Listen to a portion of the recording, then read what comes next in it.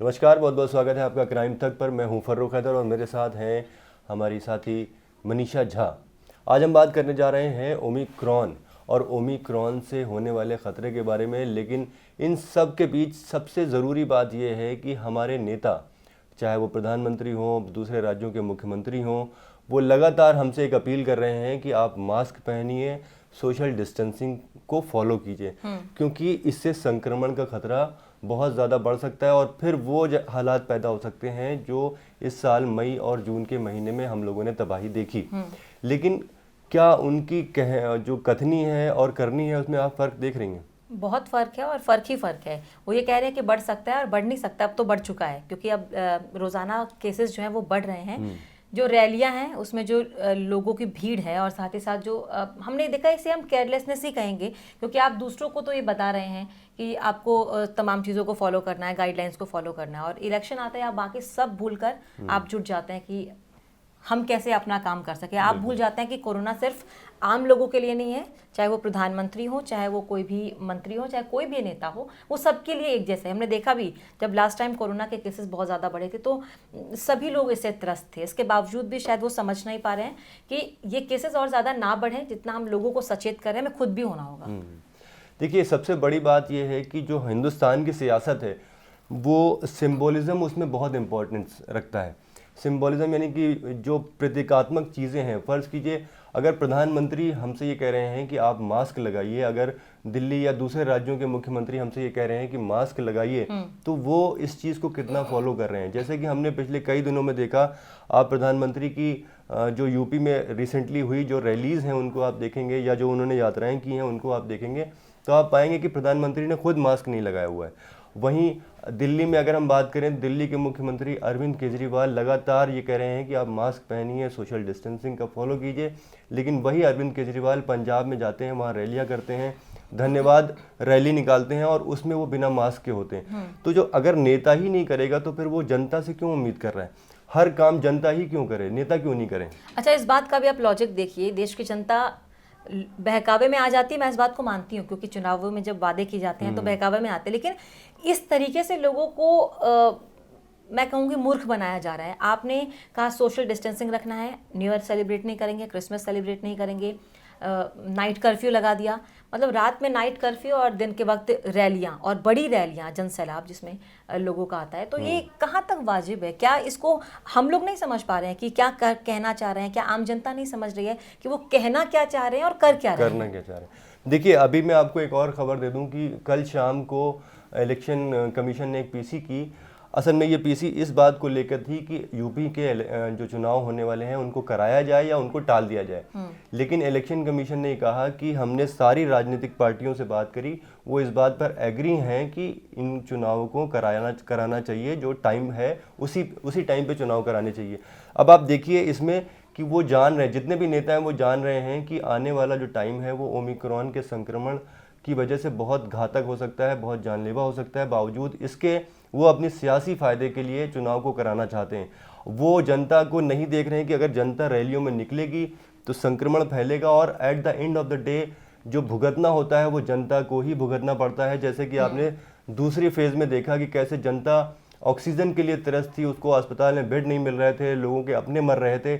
आज फिर वो वैसे ही हालात पैदा होने की दिशा में हम बढ़ रहे हैं। अच्छा, इस बात से मुझे कोई ताज्जुब नहीं हुआ कि इलेक्शन कमीशन ने पूछा कि क्या करना है और सबने कहा कि इलेक्शन होनी चाहिए, क्योंकि अभी तो फिर भी मामले कम हैं, अभी बढ़ने शुरू हुए हैं। लेकिन जब बंगाल में चुनाव थे उस वक्त का दौर हमें याद था, कितनी ज़्यादा संख्या में जो संक्रमित रोज़ आ रहे थे, उसके बावजूद भी बंगाल में चुनाव हुए और किस तरीके से प्रचार हुआ वो आपने देखा। एक अलग ही लेवल का वहाँ पर उस समय जो है वो तस्वीरें देखने को मिली। तो इसमें कोई नई बात नहीं है कि जो हमारे पॉलिटिशियंस हैं वो इस बात को नहीं समझते हैं। वो मुझे लगता है, देखिए, अपना फ़ायदा हर व्यक्ति सोचता है, हर पॉलिटिकल पार्टी सोचती है, सभी सोचते हैं। लेकिन जब इस तरह की सिचुएशन देश में है और पता है कि लोगों की जान पर आ पड़ेगी ये बात, तब तो कम से कम अपना स्वार्थ नहीं देखना चाहिए। तब ये इलेक्शंस और ये तमाम चीज़ों को मुझे लगता है साइडलाइन करना चाहिए। मनीषा, मैं आपको एक स्टडी बताता हूँ कि एक अभी रिसेंट स्टडी आई है, उसके हिसाब से जो ओमिक्रॉन से संक्रमित इंसान है, अगर वो किसी भीड़ भाड़ के इलाकों में जाता है तो वो अपने से कम 5 लोगों को संक्रमित कर सकता है। अब आप सोचिए कि यूपी चुनाव में या फिर पंजाब चुनाव में या फिर उत्तराखंड में जो चुनाव होने वाले हैं उनमें रैलियों में अगर 2 से 3 लाख की तादाद में लोग आते हैं और उसमें कोई भी 2 या 3 संक्रमित है, तो वो जो चेन डेवलप होगी वो कितनी खतरनाक होगी। यानी कि वो अगर 10 या 15 को भी देता है वो ओमिक्रॉन संक्रमण, तो वो अपने परिवार में फैलाएंगे और फिर वो कैसे वो चेन बढ़ती चली जाएगी। इस बात का ध्यान नेताओं को जरूर देना चाहिए था। अच्छा, मैं ब्लेम नहीं कर रही, पर ठीक है, नेता जा रहे हैं, रैली कर रहे हैं, बुला रहे हैं, लोग भी तो जा रहे हैं। हाँ, ये आपने बहुत बढ़िया सवाल किया। अभी यूपी में एक ऑडियो क्लिप वायरल हो रही है जिसमें एसडीएम, एक ज़िले का एसडीएम प्रधान को फ़ोन करके ये धमकी दे रहा है कि मुझे रैली में 2 लाख लोग चाहिए, आप कहीं से भी लेके आइए, 2 लाख लोग लेके आइए, और अगर आप नहीं लाते हैं तो आप ये मान के चलिए कि हम यहाँ 5 साल और रहने वाले हैं अभी, और हम आप इन 5 सालों में आपका जीना दूभर कर देंगे। इस तरह से मतलब पब्लिक पे दबाव बनाया जा रहा है, जो उनके रिप्रेजेंटेटिव हैं उन पे दबाव बनाया जा रहा है कि वो रैलियों में लोगों की भीड़ लेके आए। अब ये भीड़ जब आएगी और वो संक्रमित होगी और वो अपने अपने घरों में जाएगी, तो आप सोचिए कितना खतरनाक हो जाएगा। बहुत ज़्यादा। और मुझे लगता है कि अपनी सुरक्षा सबसे पहले आपकी खुद की जिम्मेदारी होती है, उसके बाद सरकार की, अस्पतालों की, डॉक्टर्स की। इसीलिए मेरा तो ये सुझाव मैं कहूँगी, आप जाए ना जाए वो आपका निजी फैसला हो सकता है, लेकिन अपनी सुरक्षा आप करें, ये सबसे पहले आप ही की जिम्मेदारी है। और सही गलत का फैसला आपको करना है, जो जा रहे हैं, जो करवा रहे हैं। क्योंकि इस बात से कोई सब इत्तेफाक रखेंगे कि अगर कोई बड़ा पॉलिटिशियन या कोई बड़ा व्यक्ति जो एक अच्छे कद पर है, अगर उसे कोई प्रॉब्लम होती है तो जाहिर सी बात है उसका सोल्यूशन वो जल्दी ढूंढ पाते हैं, उनको ज़्यादा सुविधाएं मिलती हैं। लेकिन अगर कोई आम व्यक्ति बीमार हो जाता है और जो पहले वाली स्थिति थी वो स्थिति आ जाती है, तो कितनी तकलीफ हो सकती है, इसका अंदाज़ा आप सभी को, सबने वो तस्वीरें देखी हैं। अब तो मैं आपको एक चीज़ और ये बताना चाहता हूँ कि हमारा जो हिंदुस्तान की सियासत है उसमें सिंबोलिज्म की बहुत इम्पोर्टेंस है। बावजूद इसके, अब आप प्रधानमंत्री की बात करते हैं, प्रधानमंत्री हमसे कहते हैं कि आप मास्क पहनिए, और वो खुद बिना मास्क के घूम रहे हैं। आपने रैलियों में देखा होगा, या फिर जो अभी कानपुर मेट्रो का उद्घाटन हुआ उसमें भी आपने देखा होगा कि योगी आदित्यनाथ से लेके बाकी जितने भी लोग थे सब ने मास्क पहन रखा था, प्रधानमंत्री ने मास्क नहीं पहन रखा था। प्रधानमंत्री हमसे कहते हैं कि आप वोकल फॉर लोकल होइए, यानी कि लोकल जो हमारे देसी उत्पाद हैं उनमें उनको बढ़ावा दीजिए, उनका इस्तेमाल कीजिए। वो खुद मर्सिडीज़ की नई गाड़ियाँ ले रहे हैं, जबकि हमारे पास ऑप्शन टाटा और महिंद्रा का भी है। ठीक है, हम देसी गाड़ियाँ ले सकते हैं। हम इससे ये मैसेज दे सकते हैं कि हाँ ठीक है, जो हमारे नेता हमको बोल रहे हैं वो खुद भी उसको फॉलो कर रहे हैं। आप केजरीवाल को ले लिए, केजरीवाल लगातार इस बात के लिए पब्लिक को आह्वान कर रहे हैं कि आप बाहर मत निकलिए, आप न्यू ईयर की पार्टी मत कीजिए, आप सोशल डिस्टेंसिंग कीजिए, आप मास्क लगाइए। वही केजरीवाल आपको मिल जाएंगे चंडीगढ़ में रैली करते हुए, धन्यवाद रैली करते हुए, जिसमें वो बिना मास्क के हैं। उनके आसपास जितने लोग हैं वो सारे लोग बिना मास्क के हैं, और वहाँ पे हज़ारों लाखों लोगों की भीड़ है। तो ये जो इनकी कथनी और करनी में फ़र्क है, ये पब्लिक समझ भी रही है लेकिन उसको नज़रअंदाज कर देती है, अक्सर देखा गया है।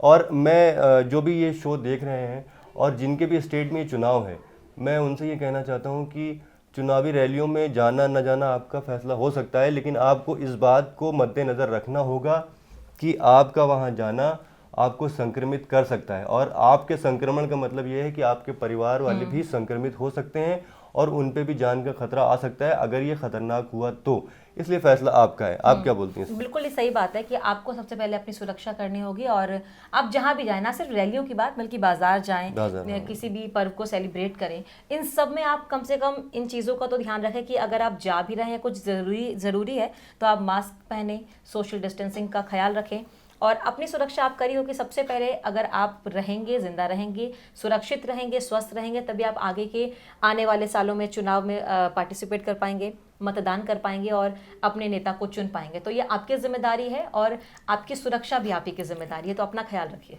अब बहुत से लोग जो कमेंट करने वाले होंगे वो ये भी बोल सकते हैं कि आप मास्क की बात कर रहे हैं, आप सोशल डिस्टेंसिंग की बात कर रहे हैं, हमारा फासला ठीक है, आप क्यों नहीं फॉलो कर रहे हैं, मतलब आप ये भी सवाल कर सकते हैं। तो हम आपको बता दें कि हम जब भी ऑफिस के अंदर इंटर होते हैं तो हमारा कोविड टेस्ट होता है, और उसके बाद ही हमको ऑफिस के अंदर एंट्री मिलती है।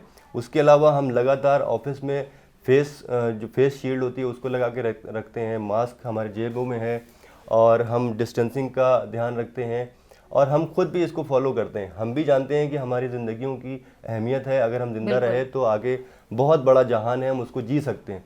तो हम सिर्फ नेताओं की तरह ये सिर्फ बातें नहीं कर रहे हैं, बल्कि हम लोग फॉलो भी करते हैं, और हम आपसे उम्मीद करते हैं कि आप भी सोशल डिस्टेंसिंग का फॉलो करें और मास्क लगाएं।